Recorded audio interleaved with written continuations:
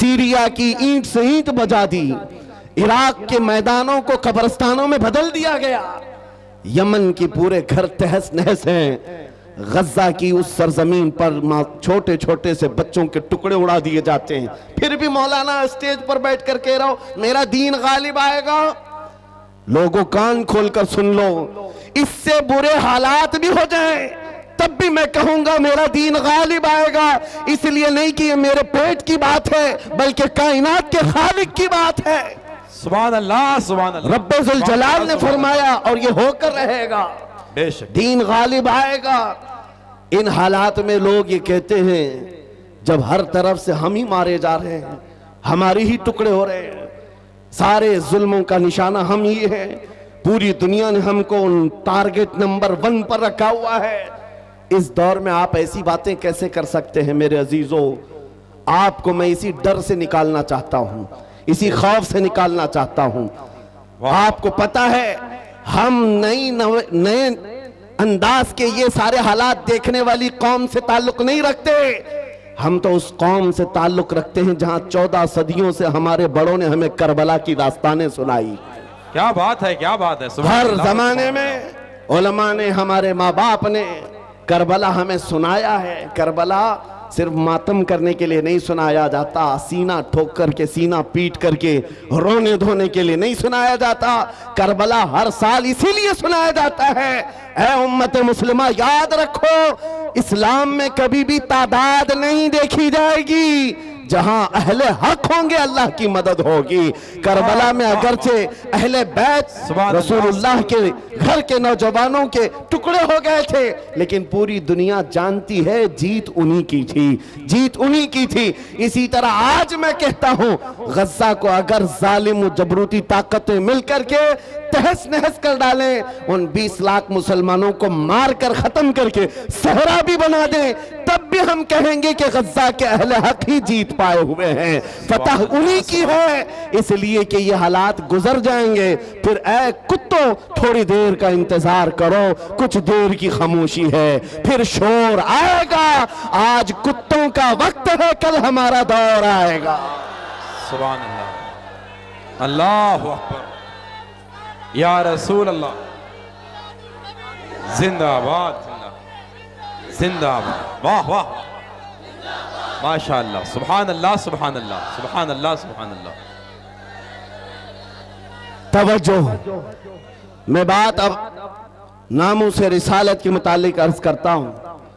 जिसने इस टॉपिक को पकड़ लिया, हुजूर पाक की इज्जत को, और वो अपनी जिंदगी में उसकी अहमियत को समझ लिया, मेरे अजीजों, सिर्फ फिर वो बुलंदियों का ही सफर करता है, फिर वो उरूज की तरफ है, और उसकी ताकत का लोहा पूरी दुनिया मानती है।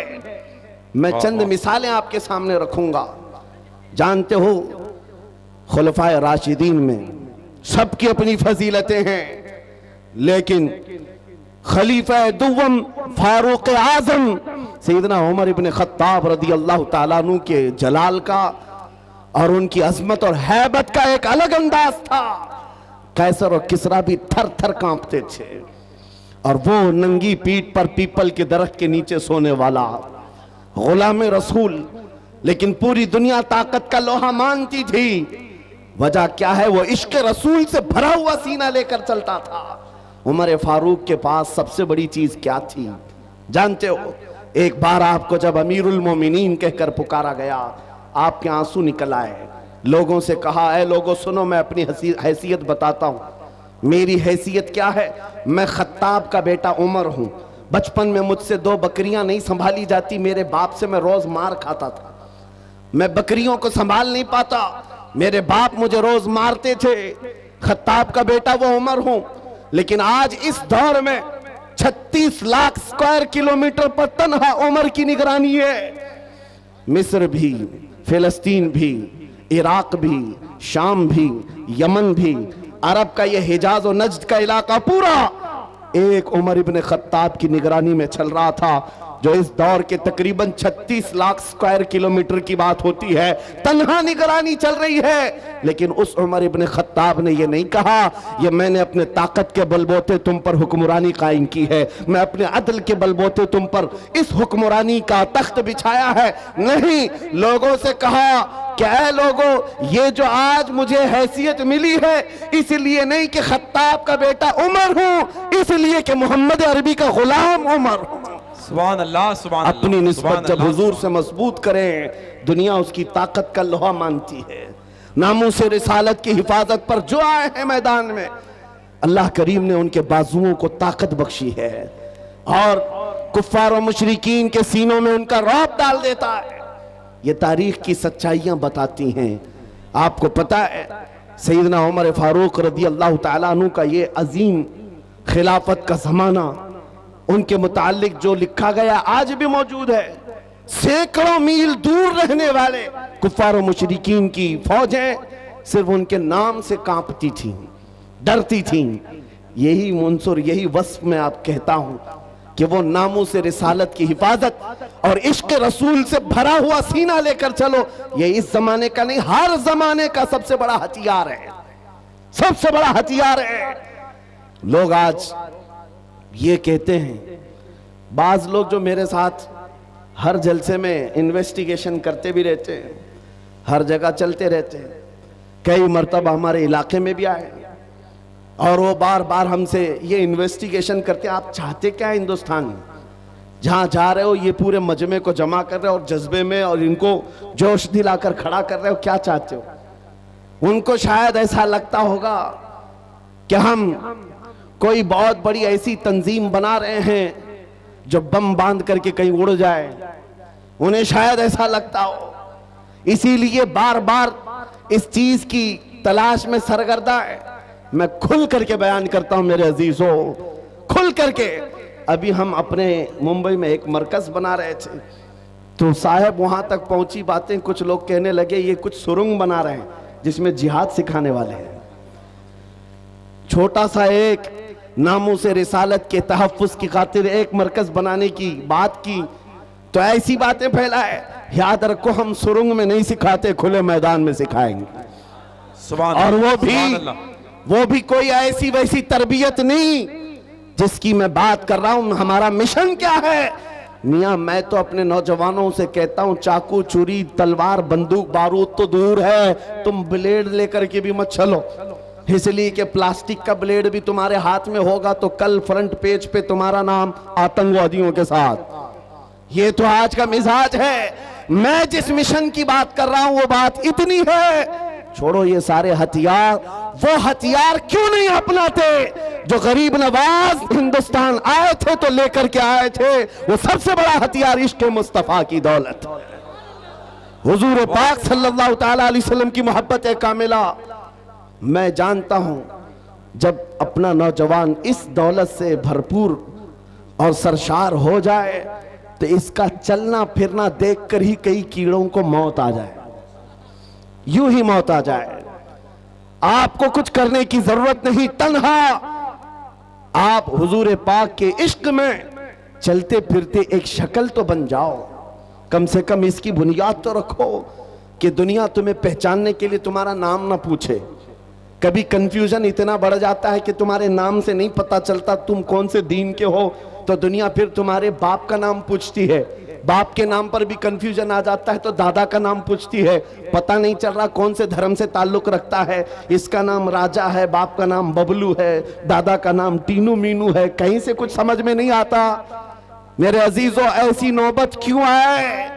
आपका नाम, आपके बाप दादा का नाम पूछ करके दुनिया यकीन करे। मैं कहता हूं हुजूर पाक की मोहब्बत में अपने आप को इतना सरशार कर लो, किसी गली से गुजर जाए दुनिया देख करके कहे मदीने की गली का गुलाम नजर आता है, ताजदार मदीना का गुलाम नजर आता है। अल्लाह अकबर, या रसूल अल्लाह, जिंदाबाद जिंदाबाद अल्लाह। और ये नामों से रिसालत की हिफाजत ये अल्लाह रब्बुल इज्जत की शान है, वो खुद अपने हबीब की इज्जत की हिफाजत करता है। आपको पता है कुरान पाक में एक दो नहीं कई आयतें जब जब कुफ्फार ने हुजूर की तरफ उंगली उठाई थी तो जवाब पहले रब्बुल आलमीन का था। अबू लहब ने कहा था मोहम्मद तुम्हारे दोनों हाथ टूट जाएं, नाऊज़ु बिल्लाहि मिन ज़ालिक। रब ताला ने जवाब में आयत नाजिल फरमाई तब्बत यदा अबी लहब। मोहम्मद सल्लल्लाहु अलैहि वसल्लम के नहीं, अबू लहब के दोनों हाथ बर्बाद हो जाएं। कुरान में आयत है, ये नबी पाक की नामूस की हिफाजत नहीं है तो और क्या है, ये दिफा है, डिफेंस है जो खुद रब्बे जुल जलाल फरमा रहा है। अबू लहब ने कहा था जब मेरे आका सल्लल्लाहु अलैहि वसल्लम के बेटे हजरत इब्राहीम का इंतकाल हो गया, हुजूर के 3 बेटे थे, तीसरे बेटे का जब इंतकाल हुआ तो ये बात फैलाई गई कि मोहम्मद सल्लल्लाहु ताला अलैहि वसल्लम की नस्ल खत्म हो गई, बेटों से नस्ल चलती है, ये तीसरा बेटा भी चला गया। नबी करीम सल्लल्लाहु ताला अलैहि वसल्लम गमगीन हुए। रब तबारक व तआला ने पूरी सूरह नाजिल फरमाई इन्ना अअतैनाकल कौसर फसल्लि लिरब्बिका वन्हर इन्न शानिअका हुवल अबतर। ए महबूब, हमने आपको खैर कसीर अता फरमाया, खड़े हो अपने रब की इबादत करें, कुर्बानी करें। आप कटी हुई नस्ल के नहीं, आपका दुश्मन कटी हुई नस्ल का है। ये रब का फरमान है। अपने नबी के इज्जत के दिफा में अल्लाह रब्बुल इज्जत ने ये फरमाया आज ढूंढ करके निकालो अबू लहब का बच्चा कहाँ है, उसकी औलाद कहाँ है, नहीं पाओगे। लेकिन जिस वादी में भी जाओ मेरे नबी के खानदान को जरूर पाओगे। सादात की खुशबुएं हर जगह नजर आएंगी। अल्लाह करीम ने अपने नबी की इज्जत की हिफाजत का कैसा दिफा किया है। को एक मर्तबा आयतें उतरना रुक गई थी, जो वही आती थी चंद दिनों तक वही नहीं आई। मक्का के काफिरों ने यह कहना शुरू किया वद्दअ रब्बु मुहम्मदिन मुहम्मदा, मोहम्मद के खुदा ने मोहम्मद को छोड़ दिया है। यानी अब आयतें नहीं आती हैं, इसका मजाक करने लगे। नबी करीम सल्लल्लाहु ताला अलैहि वसल्लम के दिल पर यह बात गिरा गुजरी। चंद ही दिन नहीं गुजरे थे कि जिब्राइल अमीन पूरी सूरह लेकर आए। वद्दुहा वल्लैलि वमा सजा मा वद्दअका रब्बुका वमा क़ला। ऐ महबूब, आपको आपके रब ने न छोड़ा है न कम किया है। वलल आखिरतु खैरुल लक मिनल ऊला, बल्कि आपकी हर आने वाली घड़ी पिछली घड़ी से कई दर्जे बेहतर है। सुभान अल्लाह, सुभान अल्लाह। मेरे अजीजों, ये सब आयतें मैं वो आपके सामने कोट करके बता रहा हूं जिसमें रब्बे जुल जलाल ने शान रिसालत बयान किया। अपने नबी की तरफ उठने वाली उंगलियों को रब तबारक व तआला ने तोड़ दिया। जवाब इरशाद फरमाया आज अगर नामूसे रिसालत की हिफाजत या उसका दिफा कोई करता है तो ये सुन्नत इलाहिया है, यह अल्लाह रब्बुल इज्जत के कानून और उसकी सुन्नत है। आज इस सुन्नत पर अमल करते हुए जो अकाबिरीन उम्मत आए उनकी मिसालें मैं आपके सामने रखता हूं। लोगों, एक बात याद रखो, हालात जितने भी खराब हो जाएं अपने नबी की इज्जत की हिफाजत वो जिससे चाहे ले ले, जिससे चाहे ले ले। ये प्रोग्राम ये जरूरी नहीं कि वो जमाने का बहुत बड़ा जंक्शन की जानिब से हो, समाअत ये कर रहे जरूरी हैं। नहीं है कि वो बहुत बड़ा फकीह और आलिम दीन हो। मौला करीम अपने नबी की इज्जत की हिफाजत पत्थरों से भी चाहे ले सकता है, कुत्तों से भी ले सकता है। अल्लामा इब्ने हजर अस्कलानी रहमतुल्लाह अलैह लिखते हैं कि ततारियों का जो हमला हुआ था बगदाद में, बगदाद को उन्होंने तबाह कर रखा था। ऐसा तबाह किया था कि पूरे बगदाद की सड़कें और वहां की गलियां मुसलमानों के खून से भरी हुई थी। दरिया दजला के पानी को लाल कर दिया था मुसलमानों के खून से। मुसलमानों की खोपड़ियों से मीनार बना दिए थे। इतने कत्ल जिसका शुमार नहीं होता। जखीरा जो मुसलमानों का था बड़ी बड़ी किताबों में उसको जलाकर राख कर दिया था। एक वक्त ऐसा आया कि ततारियों का जो हाकिम था उसने कुछ उलमा को कैद करके गिरफ्तार करके अपने दरबार में मंगवाया जो मुसलमान बच्चे कच्चे थे। उन उलमा को बेड़ियां बांध करके जमीन पर औंधा लिटाया गया।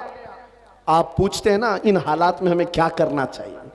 सुनिए मेरे अजीजों, हालात तो ऐसे हो गए थे बगदाद में कोई उनका पुरसाने हाल नहीं।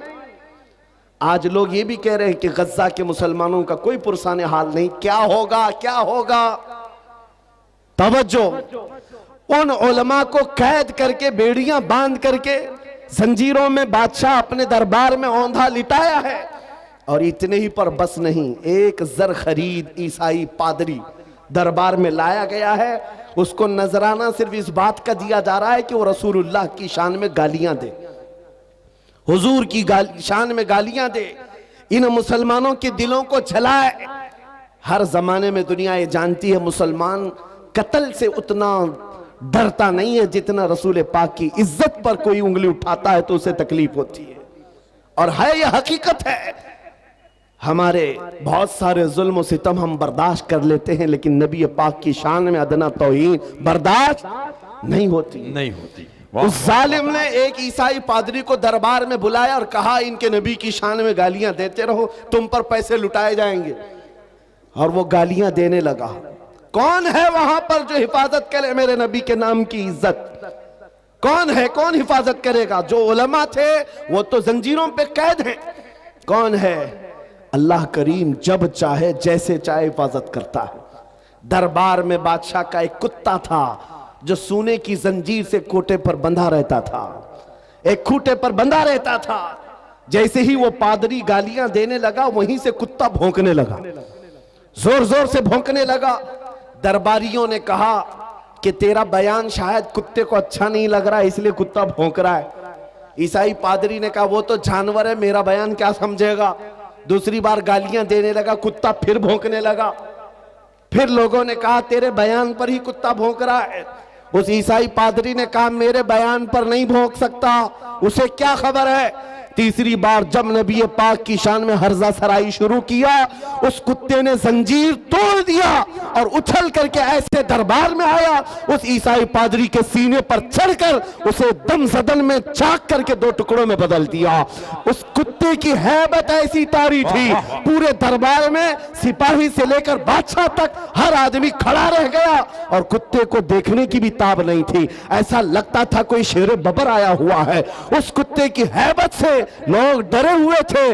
और तारीख में यह लिखा है, जिन्होंने हमारी खोपड़ियों से मीनार बनाया था, जिन्होंने बगदाद को हमारे खून से नहलाया था, उसी ततारियों के दरबार में एक दो नहीं 10,000 ततारियों ने कलमा पढ़कर इस्लाम कबूल कर लिया। सुभान अल्लाह, सुभान अल्लाह, सुभान अल्लाह, सुभान अल्लाह। जब रब तबारक व तआला नामों से रिसालत की हिफाजत फरमाता है तो वो कुत्तों के जरिए से भी काम लेता है।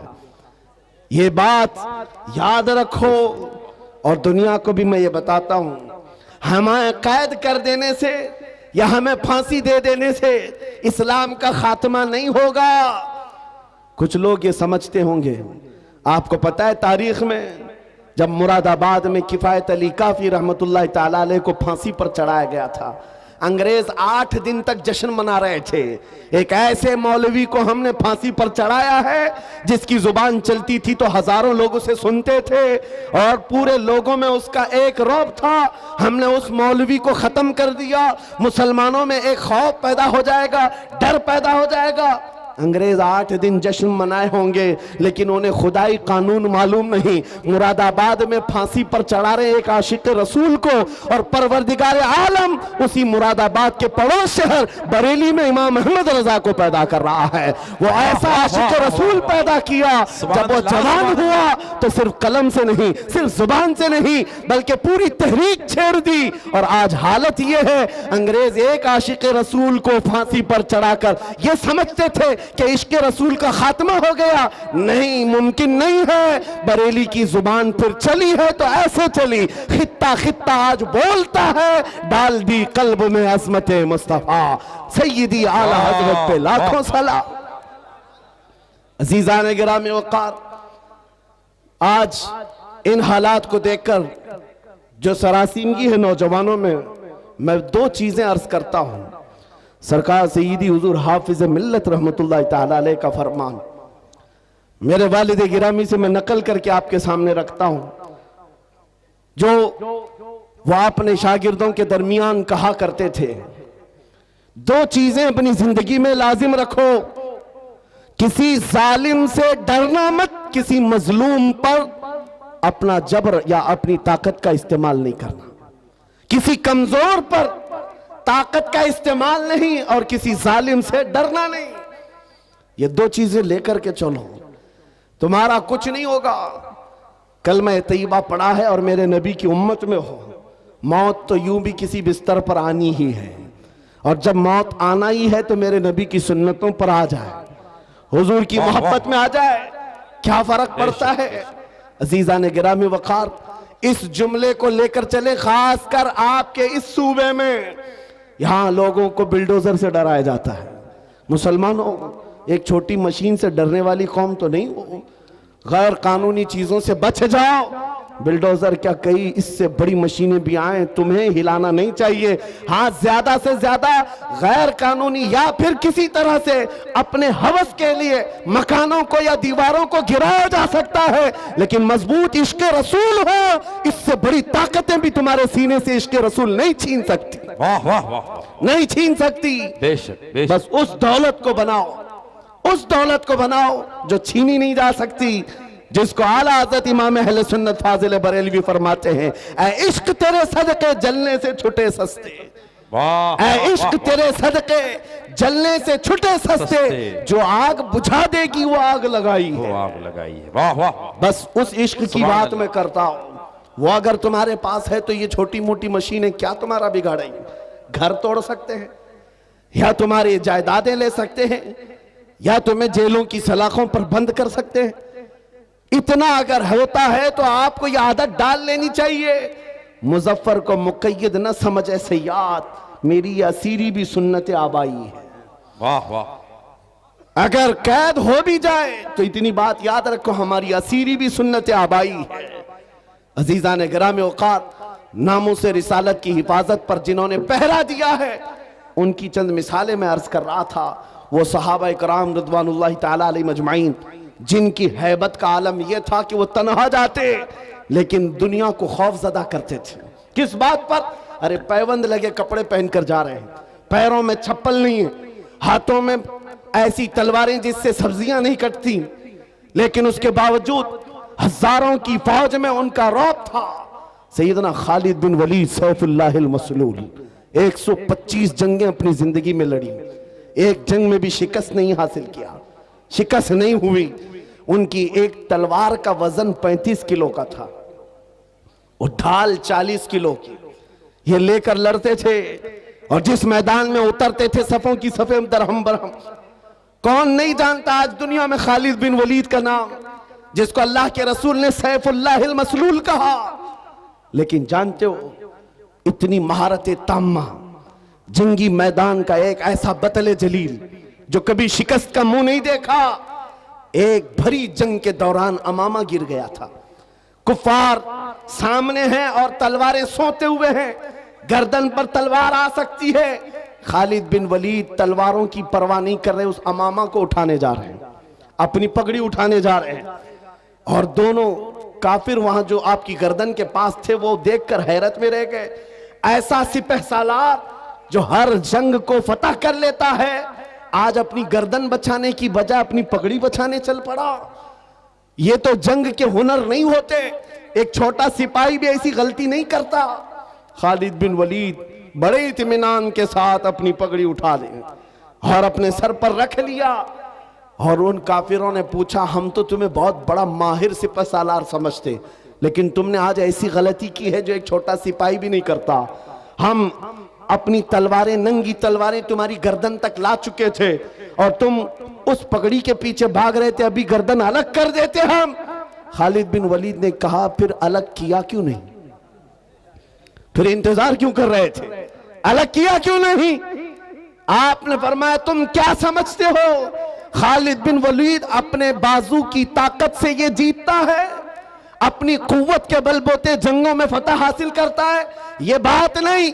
मेरी इस पगड़ी की अहमियत तुम नहीं जानते, इसमें मेरे रसूलुल्लाह के 3 मुँह मुबारका हैं। मेरा ये यकीन है, इन मुँह मुबारका की बरकत से अल्लाह मुझे फतह अता करता है। सुभान अल्लाह, सुभान अल्लाह, सुभान अल्लाह, सुभान अल्लाह, अल्लाहु अकबर, या रसूल अल्लाह जिंदाबाद। मेरे अजीजों, एक बात याद रखो, दुनिया में जिसने भी हैबत तारी की है वो इश्क रसूल की दौलत से ही तारी किया है। बेशक।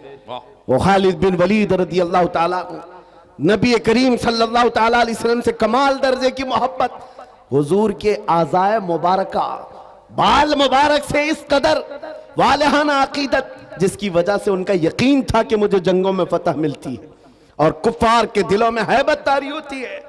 आपको पता है, तारीख में आप झांक करके देखें, एक ऐसा खलीफा भी गुजरा है जिसका नाम आज भी लोग लेते हैं, बल्कि यूरोप की सरजमीन पर तो अब उस अजीम जर्नेल का दिन मनाया जाने लगा है, वो सलाहुद्दीन अय्यूबी है। जब बैतुल मुक़द्दस की बात आई है तो हर जगह से सलाहुद्दीन का भी नाम आ रहा है, नाम जुड़ा हुआ है। इटली और डेनमार्क में अब लोग सलाहुद्दीन डे मना रहे हैं। हम नहीं, दुश्मनाने इस्लाम भी कहते हैं ऐसा जर्नेल हमने देखा नहीं तारीख में, इसलिए कि 50-50 हजार लोग कैद होकर आते अगर जंग में, तब भी सबको आजाद करता था, माफ करता था, बड़ा दिल रखता था, बहुत बड़ा दिल रखता था। उस सलाहुद्दीन की बात कर रहा हूं जिसकी ताकत का लोहा पूरी दुनिया मानती रही। सलीबी ताकतों ने लिखा है, एक मैदान ऐसा भी हमने देखा, मुसलमान तारीख निगारों की बात नहीं कर रहा हूं, अंग्रेज तारीख निगार लिखता है, एक मैदान ऐसा भी आया जब 4 लाख सलीबी थे, लेकिन मुकाबले में सलाहुद्दीन के पास सिर्फ 12,000 की फौज थी, फिर भी डटा रह गया। और डटा ही नहीं रहा बल्कि 4 लाख को तितर बितर करके रख दिया। वाह वाह, वो ताकत का लोहा दुनिया मानती थी। उस सलाहुद्दीन की बात मैं कर रहा हूं। ये दौलत कहां से थी सलाहुद्दीन के पास, जो खालिद बिन वलीद को मिली, जो उमर इब्न खत्ताब को मिली रज़ी अल्लाहु अन्हुमा, वही सलाहुद्दीन अय्यूबी के पास भी थी। बुर्निस नाम का एक ऐसा ईसाई सिपह सालार था जिसने मुल्के शाम में कुछ मुसलमानों को गिरफ्तार किया जो हज पे जा रहे थे, औरतों को जलील किया, उनको कोड़े मारे, उनका माल लूट लिया। सुनो, जब वो मुसलमान वहां पर किसी के आसरे पर नहीं थे, किसी के सहारे पर नहीं थे, वो बुर्निस उन्हें कोड़े मारता था और कहता था, क्या कहता था, बुलाओ अपने मोहम्मद को, कहां है तुम्हारा मोहम्मद। नाउजुबिल्लाह, हुजूर का नाम लेकर के ताना देता था, तुम बात बात पर मोहम्मद अरबी की बात करते हो, बुलाओ मोहम्मद को।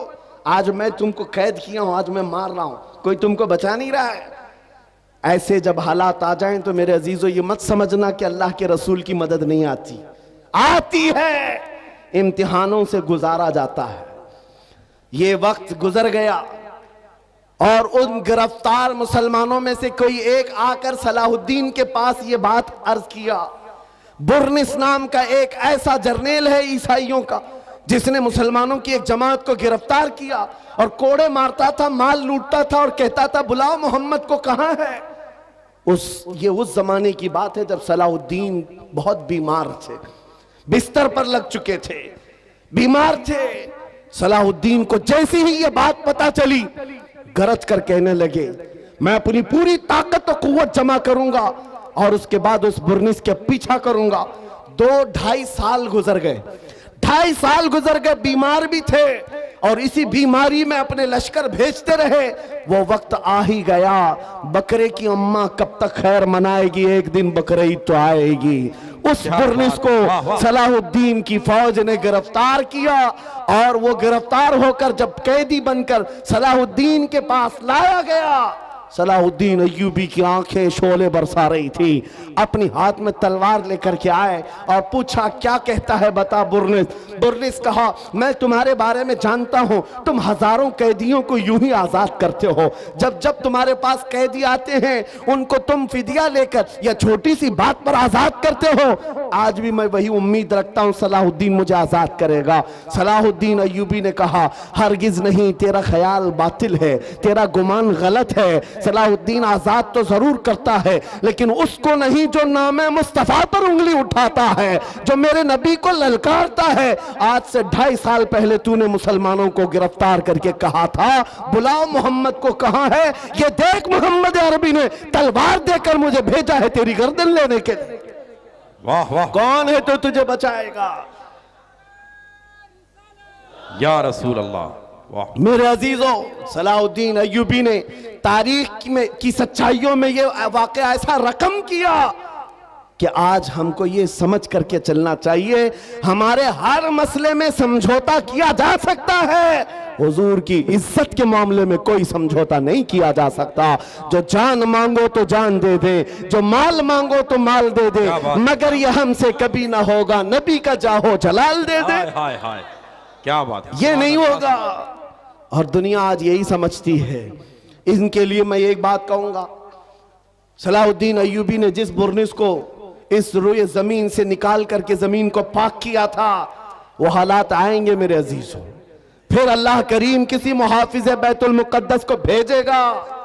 मेरे नबी का फरमान है, ला तज़ालु इसाबतु मिन उम्मती युक़ातिलूना अला अबवाबि दिमश्क व मा हौलहा व अला अबवाबि बैतुल मुक़द्दस ला यदुर्रुहुम खुज़लानु मन ख़ज़लहुम ज़ाहिरीना अलल हक़्क़ इला अन तक़ूम अस्साअ। नबी करीम सल्लल्लाहु अलैहि वसल्लम फरमाते हैं, मेरी उम्मत में एक जमात ऐसी होगी जो दिमश्क के दरवाजों पर और बैतुल मुक़द्दस के इर्द गिर्द हमेशा लड़ती रहेगी हक के लिए। वाह वाह, और किसी के बुरा चाहने से उनका कुछ बुरा नहीं होगा, कयामत आने तक वो हक के लिए लड़ते रहेंगे। सुभान अल्लाह, ये मेरे नबी का फरमान है। और वो अहले हक रहेंगे हर जमाने में। आज यहां पर भी हम देख रहे हैं बहुत सारे कुत्ते अब गलियों में आ गए भौंकने के लिए, हालात देख देख करके। और जिस भी मीडिया, दज्जाली मीडिया को खोलो, शुरू हो गया इन हालात को बयान कर करके। देखो यहां पर इनको कैसे मारा जा रहा है, कैसे काटा जा रहा है, कैसे इनके चीतड़े उड़ाए जा रहे हैं। शर्म करो जालिमों, 6 महीने के बच्चों को भी आतंकवादी कहते हो। हजारों बच्चों का खून हो गया, फिर भी ये दुगली दुनिया ऐसी है जो रशिया को आतंकवाद नहीं कह सकती, जिसने यूक्रेन को राख में बदल कर रख दिया है। वहां कोई नहीं कहता, इसलिए कि इनका दादा है। और यहां पर छोटी सी एक जमात के पीछे पड़े हुए हैं।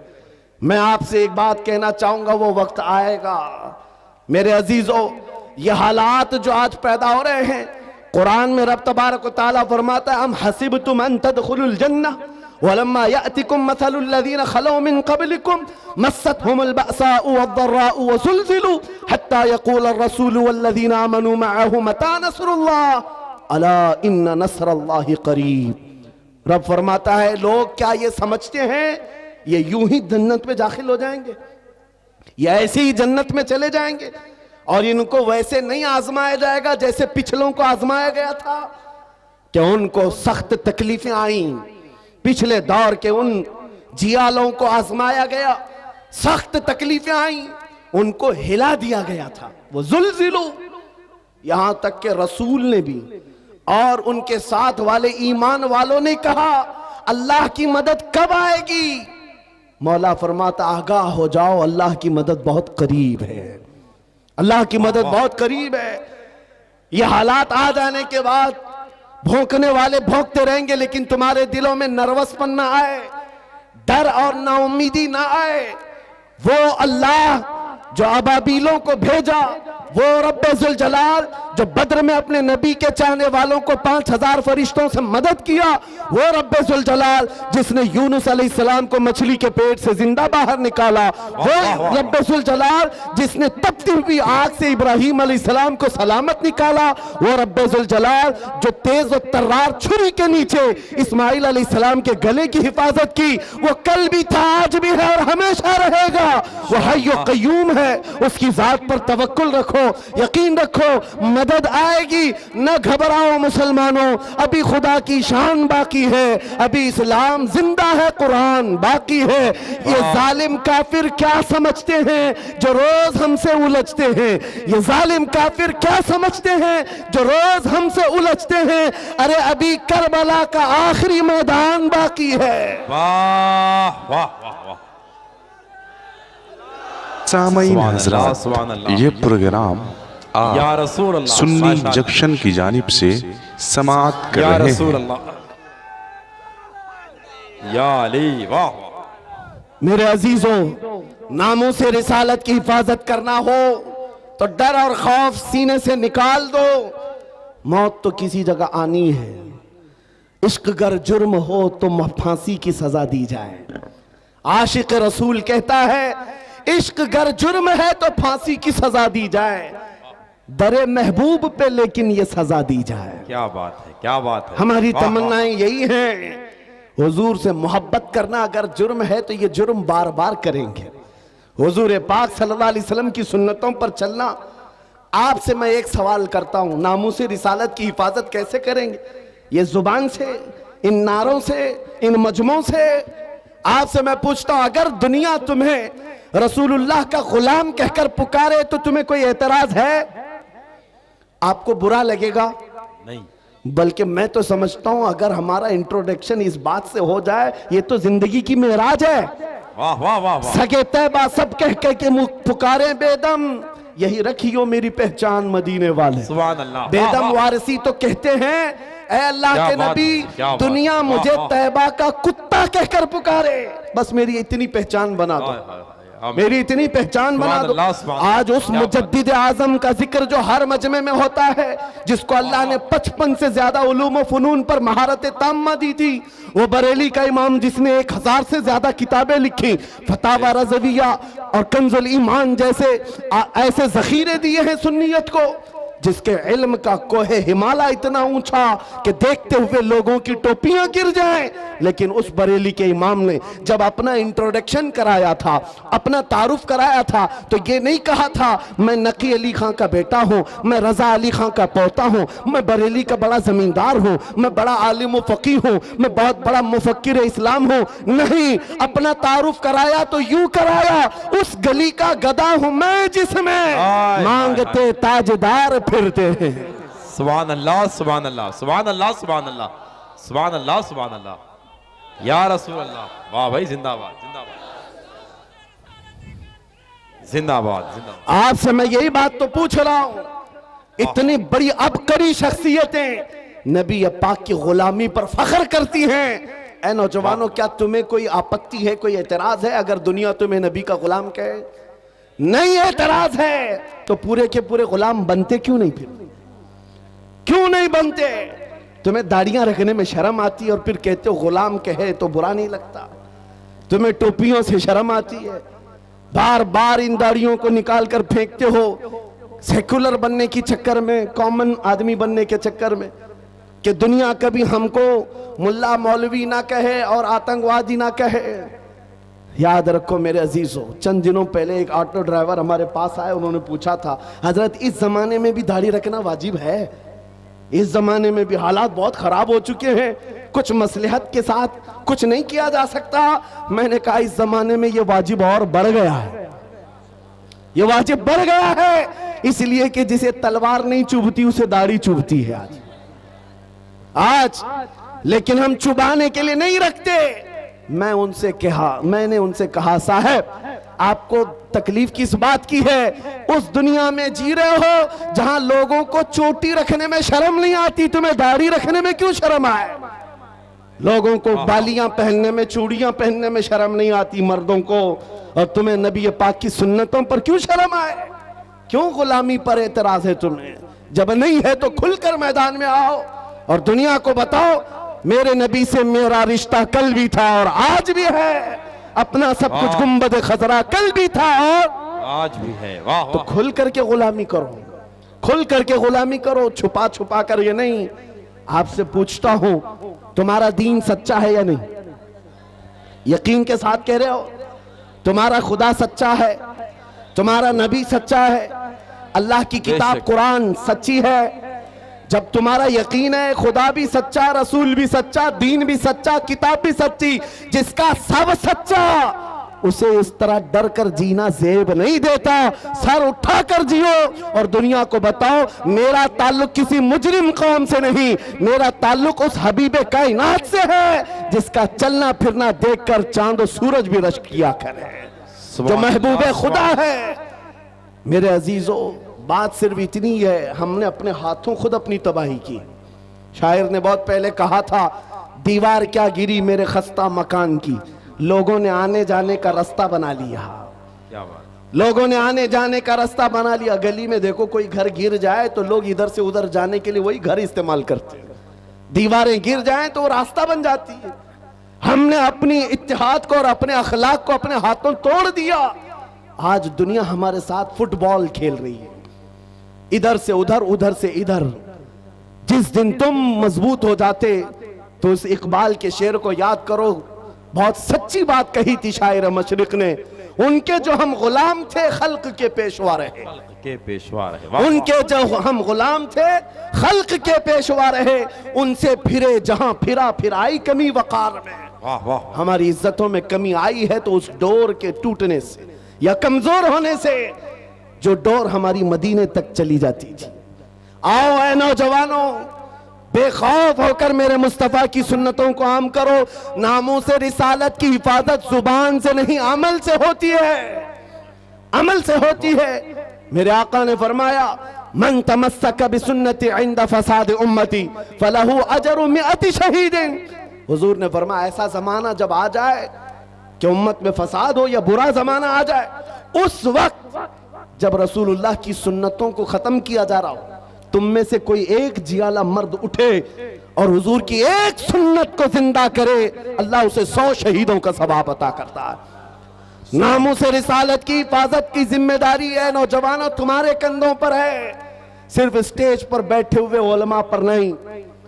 तुम क्या समझते हो माइक से बोल करके हुजूर की इज्जत की हिफाजत की जाएगी? नहीं, तुम हर जगह हर गली में जब भी निकलते हो नारे लगाते हो, इस्लाम जिंदाबाद, इस्लाम जिंदाबाद। इतने नारे लगते हैं तुम्हारी जुबानों से, लेकिन दिल से पूछो इस इस्लाम जिंदाबाद के नारे को तुम कितना स्वीकार करते हो अपने घर में? तुम अपनी बीवियों पर इस्लाम क्यों नहीं पसंद करते? तुम अपनी बेटियों पर, अपने बेटों पर इस्लाम क्यों नहीं पसंद करते? जरा शादियों में जाकर माहौल देखो, वहां इस्लाम जिंदाबाद कहां चला गया? वहां वो आवारगी, वो बेपर्दगी। अजीजा ने गिरामी वकार, कौलो अमल में एक हो जाओ। अगर इस्लाम से मोहब्बत करते हो तो अपने घरों से मोहब्बत करो, माहौल ले आओ। दुनिया आज तुम्हारे साथ जो खेल रही उसकी वजह यह है, तुमने अपने कल्चर, अपने अखलाक को निकाल कर फेंक दिया अपने घरों से। सुबह उठ करके गाने लगाना, अपने घरों में बड़े बड़े टीवी स्क्रीन लगाकर बच्चों की तरबियत टीवी सीरियल और फिल्मों से करना, यह तुम्हें ज़ेब नहीं देता, जिसकी